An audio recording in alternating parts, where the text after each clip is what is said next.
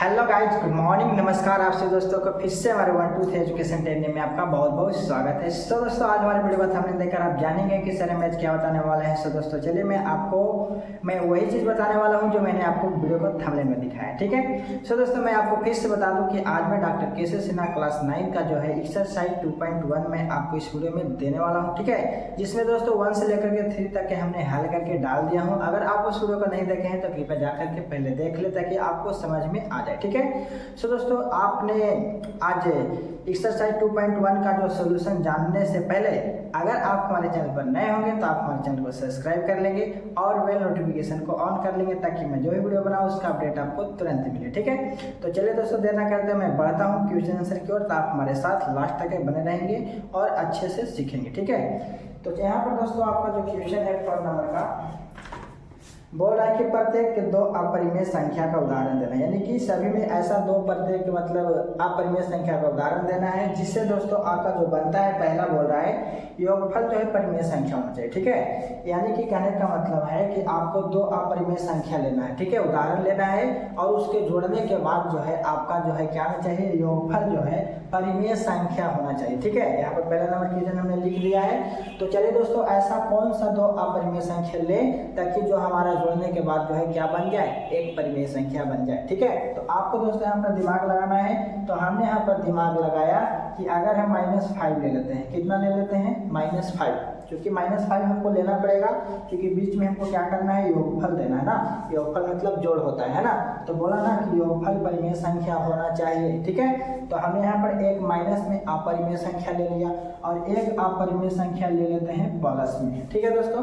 तो ये दोनों के दोनों हमारा अपरिमेय संख्या है और इसको योगफल करने के बाद हमको परिमेय संख्या बनाना है ना। तो चलिए कैसे बनाएंगे, तो यहाँ पर देखिए एक माइनस में और एक प्लस में, है ना। माइनस प्लस क्या होता है दोस्तों, माइनस, यानी माइनस प्लस कटता भी है तो क्या हो जाता है आपका बराबर में शून्य बचता है, बचेगा ना। तो आप बता सकते हैं कि शून्य क्या है, शून्य एक परिमेय संख्या है ना, एक पूर्णांक है। तो ये भी आपका क्या है, परिमेय संख्या है। तो शून्य जो आ गया आपका क्या आ गया, एक परिमेय संख्या आ गया। तो यही ना बोल रहा था कि योगफल जो होना चाहिए क्या होना चाहिए, परिमेय संख्या, किसका, 2 अपरिमेय संख्या का। तो आपको समझ में आ गया क्लियरली। अब इसका दोस्तों आंसर कैसे लिखेंगे, तो यहाँ पर आपको इस तरीके से कर देना है। चलिए बराबर देखेंगे के लिए, ठीक है। यहाँ पर एक लिखा जाएगा आपका -5, क्योंकि हमने एक -5 लिया है अपरिमेय संख्या में और एक लिया है प्लस में 5, ये है ना। तो ये जो हो गया आपका आंसर हो गया, ठीक है।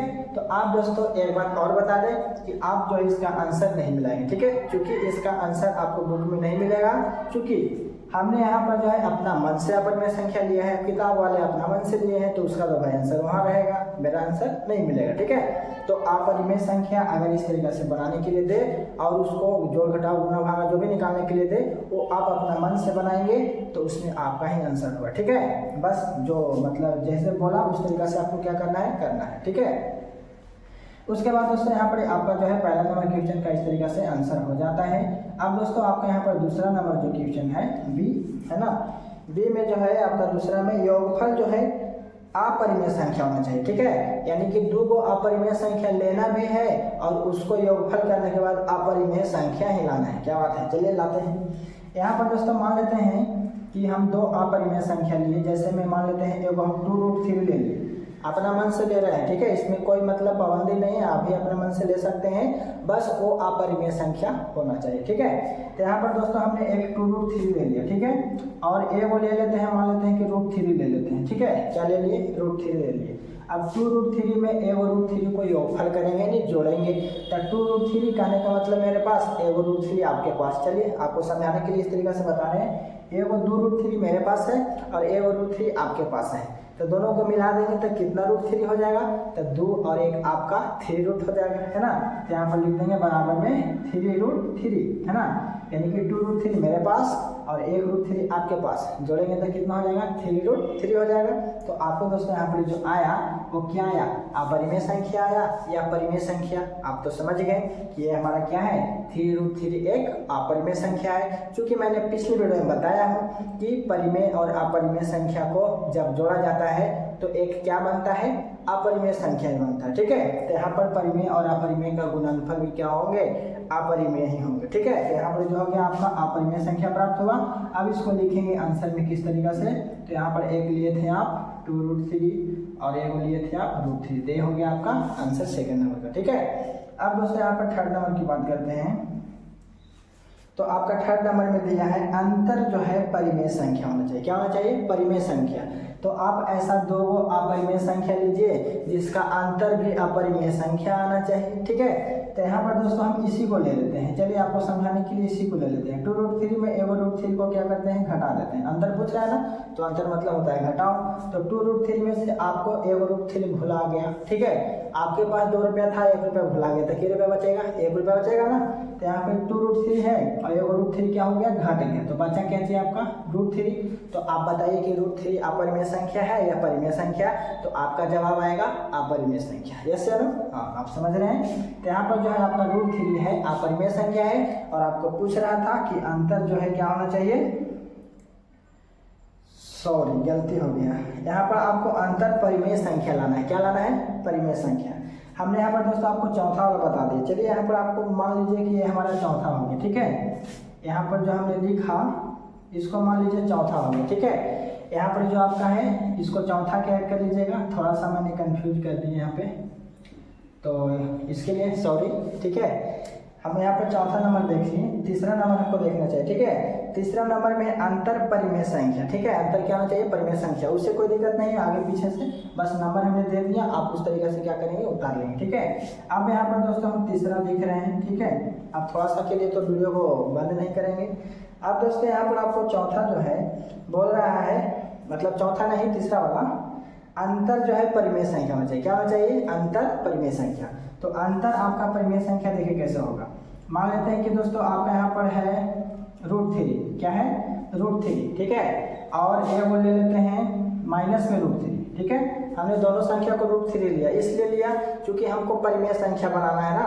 तो हमने क्या किया कि एगो √3 ले लिया और एगो और √3 ले लिया। ठीक है, और हमको अंतर पूछ रहा है तो बीच में तो माइनस देना पड़ेगा। अब √3 में से √3 दोस्तों घट जाएगा, तो आपका क्या आएगा, 0 आएगा। आएगा कि नहीं, जैसे 3 रुपया मान लीजिए, इधर 3 रुपया मान लीजिए, तो 3 में से 3 गया 0, यानी कि 0 जो आपका आया ये क्या आया, पूर्णांक आया, है ना।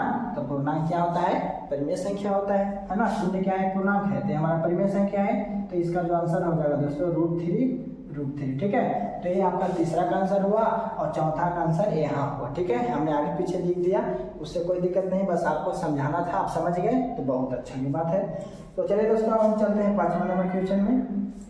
5वां नंबर क्वेश्चन है कि गुणनफल जो है परिमेय संख्या होना चाहिए। गुणनफल क्या होना चाहिए, परिमेय संख्या। ठीक है, तो गुणनफल परिमेय संख्या कैसे होगा, चलिए यहाँ पर देखते हैं। मान लेते हैं कि हम इसी का उदाहरण लेते हैं 2√3। ठीक है, यहाँ पर ले लेते हैं 2√3 में क्या करते हैं, गुना कर देते हैं √3 से। ठीक है, तो 2√3 में √3 से गुना कीजिएगा तो आपको क्या आएगा, देखिए यहाँ पर √3 में √3 से गुना कीजिएगा तो 3 आएगा। क्या आएगा, 3। कैसे, तो देखिए √3 गुने √3 है ना, ये दोनों के दोनों क्या हो गया, एक रूट में कर दिए, तो यहाँ पर आपका हो जाएगा 3 तिहाई 9। क्या हो जाएगा जी, 3 तिहाई 9।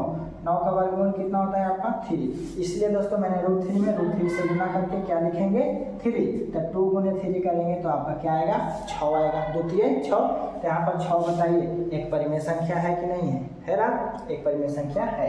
तो आपका यहाँ पर आंसर हो जाएगा दोस्तों ये वाला 2√3 और 1√3। ठीक है, तो मैंने आपको समझाने के लिए यही वाला उदाहरण ले लिया। ठीक है, आप और भी दूसरा उदाहरण ले सकते हैं। ठीक है जी, उसके बाद दोस्तों आपका यहाँ पर छठा है कि गुणनफल जो है अपरिमेय संख्या होना चाहिए। क्या होना चाहिए, अपरिमेय संख्या, यानी कि आपकी ऐसा 2 अपरिमेय संख्या लेना है जिसका गुणनफल जो है अपरिमेय ही होना चाहिए। ठीक है, तो चलिए दोस्तों यहाँ पर हम ऐसा करते हैं, यहाँ पर 3√3 ले लेते हैं और यहाँ पर ले लेते हैं 2 क्या होता है, यहाँ पर ही अलग अलग लेना पड़ेगा ना रूट में, तभी तो हमारा अपरिमेय आएगा। अगर मान लेते हैं यहाँ पर सेम संख्या ले लेंगे, √3 ले लेंगे। ठीक है, समझने के लिए आपको बता रहे हैं, देखिए बढ़िया से। अगर यहाँ पर भी √3 यहाँ पर भी √3 या तो √5 कुछ भी ले लें, अगर दोनों संख्या सेम ले लेंगे तो ये तो गुना होकर के परिमेय संख्या बन जाएगा कि नहीं बन जाएगा। तो जब परिमेय संख्या बनेगा तो ये भी तो हमारा परिमेय संख्या ही है ना, तो दोनों का दोनों परिमेय संख्या आ जाएगा। तो बताइए परिमेय संख्या आएगा नहीं आएगा, तो आपको क्या करना पड़ेगा, रूट का जो मान है ना अलग लेना पड़ेगा। ठीक है, क्योंकि यहाँ पर क्या होगा, 3 में 2 से गुना करेंगे तो आपका 6 होगा और यहाँ पर ही √5 में √3 से गुना करेंगे तो आपका √15 हो जाएगा। ठीक है, तो 6√15 जो है आपका अपरिमेय संख्या है। ठीक है, क्या है? अपरिमेय संख्या। आपको लाना क्या था? अपरिमेय संख्या। तो आपका यहाँ पर क्या हो गया? क्लियर, समझ में आ गया। तो आप यहाँ पर क्या करेंगे? 3√3 और यहाँ पर लिख देंगे 2√5। ठीक है, तो आपको यहाँ पर इस तरीके से आंसर दे देना है। ठीक है, हम आपको अभी बताएं कि यहाँ पर जो है संख्या सेम नहीं लेना है। देखिए सेम लेने से क्या होगा? 3√3 गुने 2√3। ठीक है, 3 में 2 से गुना 6, √3 में √3 से गुना 3, 6 3 18। देखिए 18 क्या है? एक परिमेय संख्या है। समझ में आया आपको? इसलिए क्या करना है? सेम संख्या नहीं लेना है रूट में। ठीक है, तो अब आपको क्लियर हो गया होगा, हमको उम्मीद है, अब बहुत ही उम्मीद हो गया कि आपको क्लियर जरूर हुआ होगा। ठीक है, अब दोस्तों यहाँ पर आपका 7वां नंबर है, छठा के बाद 7वां। लेकिन यहाँ पर देखिए ये भी नंबर देने में गलती किया है, तो हर इंसान से गलती होती है। ठीक है, यहाँ पर देखिए 6 के बाद यहाँ भी 6 लिख दिया है, यहाँ पर होना चाहिए 7 ना, तो हर इंसान से गलती होती है, इसलिए ऐसा ना सोचें। ठीक है, तो यहाँ पर दोस्तों आपका 7वां में भागफल जो है क्या होना चाहिए? परिमेय संख्या होना चाहिए। तो हम ऐसा कौन सा 2 अपरिमेय संख्या लें ताकि मेरा भागफल जो है क्या हो? परिमेय संख्या बन जाए। तो दोस्तों यहाँ पर मान लेते हैं कि हम यहाँ 3√3 ले लिए। ठीक, अब बटा में हमको क्या करना होगा? √3 से भागा देना होगा। अगर हम ऐसा करेंगे तभी ना हमारा एक परिमेय संख्या बनेगा। देखिए √3 से √3 कटेगा, बचेगा का चीज 3, तो ये हमारा क्या हो गया? परिमेय संख्या हो गया ना। तो हमको लाना क्या था? परिमेय संख्या लाना था। तो इसका आंसर हो जाएगा 3√3 और ये हो जाएगा √3। आप इसके जगह पर 4 भी ले सकते हैं, 5 भी ले सकते हैं, 6 भी ले सकते हैं, कुछ भी ले सकते हैं। ठीक है, और यहाँ पर आप परिमेय संख्या के रूप में √5, √6, √7 दोनों के दोनों ऊपर नीचे क्या होना चाहिए? सेम होना चाहिए, ताकि आपका कट जाए भागा में, तो जो आपका बचे वो आपका क्या हो जाएगा? एक परिमेय संख्या हो जाएगा। तो आपको क्लियर समझ में आ गया। उसके बाद दोस्तों आपका यहाँ पर 8वां नंबर क्वेश्चन। तो 8वां नंबर क्वेश्चन में है आपका कि भागफल जो है अपरिमेय संख्या होना चाहिए। क्या होना चाहिए? भागफल अपरिमेय संख्या। तो भागफल अपरिमेय संख्या के लिए आप क्या करिए? कुछ भी यहाँ पर लिख दीजिए। जैसे मान लेते हैं 2√3 लिख दीजिए और यहाँ पर अलग में आप लिख दीजिए √5। ठीक है, तो हम ये भी हमारा √3 अपरिमेय संख्या और ये भी हमारा √5 अपरिमेय संख्या। ठीक है, तो भागफल यानी भाग देने के बाद क्या आएगा हमारा? इस तरीके से इसका आंसर हो जाएगा 2√3 और √5। ठीक है, आप 2√3 में √5 से भागा दीजिएगा। ठीक है, तो जो भी आएगा यहाँ पर हम अभी भाग नहीं दिए। ठीक है, बस इसका जो आंसर है अपरिमेय संख्या के रूप में हमने लिख दिया कि 2√3 और √5 जो है क्या है? अपरिमेय संख्या। ठीक है, तो दोस्तों हमने यहाँ तक कि आपको जो है बताया 1 से लेकर के कहाँ तक? 8 तक के। ठीक है, तो यहाँ तक कि आपको सफर कैसा लगा? परिमेय और अपरिमेय संख्या को किस तरीके से योगफल, गुना है ना, अंतर, भागफल किस तरीके से निकाले आपको समझ में क्लियरली आ गया होगा। बाकी दोस्तों अब बात करें तो अगला जो क्वेश्चन है आपको अगले वीडियो में देंगे, ताकि जो दोस्तों ये वीडियो है आपका लॉन्ग ना हो। ठीक है, बाकी के लिए यहाँ तक हमारी वीडियो अच्छी लगी हो तो आप हमारी वीडियो को लाइक करें एंड चैनल को सब्सक्राइब जरूर करें, ताकि मैं अगले वीडियो जो बनाऊँ उसका अपडेट आपको तुरंत मिले। ठीक है, तो जब तक के लिए दोस्तों इतना ही। Best of luck. So thank you, all the best. जय हिंद, जय भारत।